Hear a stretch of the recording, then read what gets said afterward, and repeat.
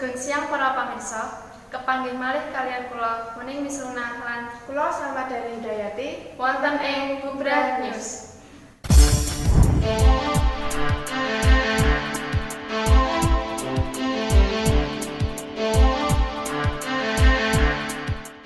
Sumangga kula aturi midhangetaken pawarta babagan pangeboran sumur ing Dusun Dringo Girijati Purwosari Gunung Kidul. Wonten pripun kahananipun ing TKP?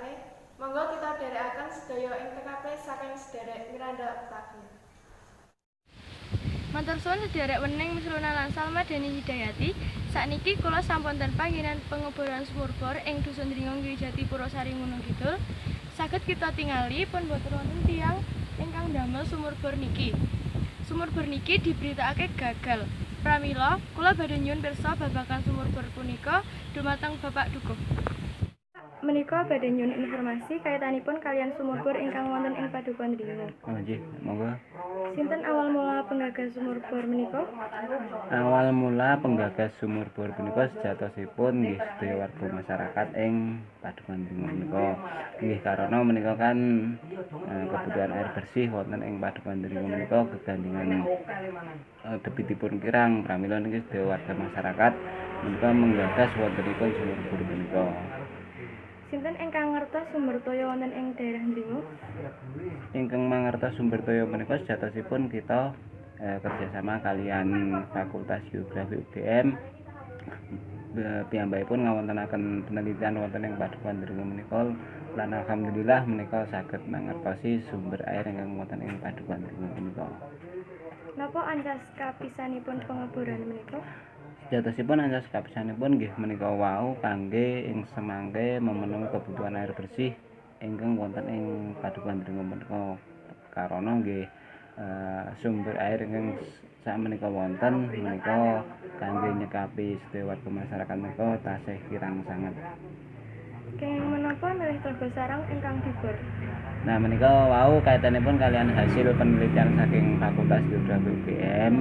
Nah, Tlaga Sarang menika ingkang debit air ingkang paling ageng wonten ing Padukuhan Dringo punika.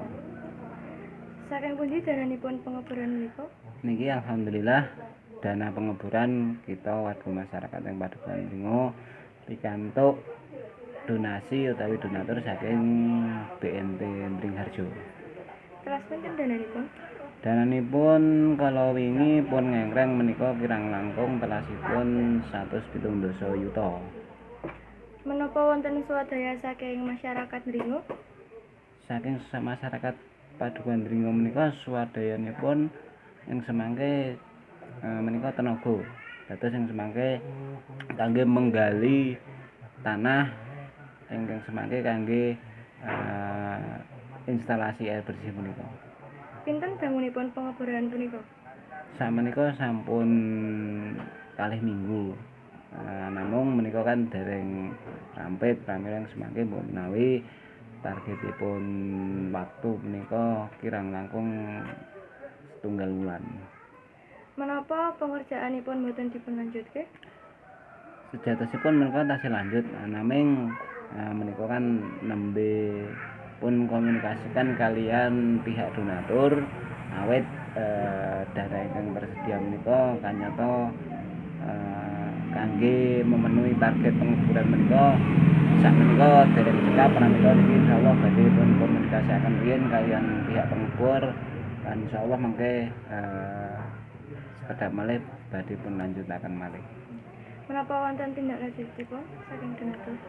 Niki kebetulan saking donatur sejatosipun tindak lanjut sampun insyaallah niki sampun siap anaming ingkang pengurus menika kan nembe tindakan wonten ing Sulawesi pramila niki panci sementara dereng saged dipun lajengaken anaming insyaallah mengke minggu ngajeng sampun saged dipun lajengaken. Matur nuwun Pak, informasinipun mugi-mugi program sumur bor punika saged segera ditindaklanjuti lan saged manfaat kangge sedaya warga masyarakat Padukuhan Dringo.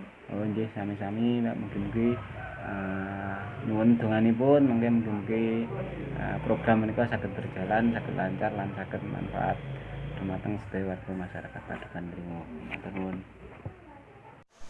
Sekat semanten pawarta menika Dahar kupat kulahipun santen.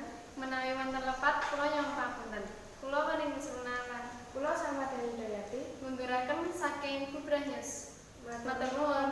Wassalamualaikum warahmatullahi wabarakatuh.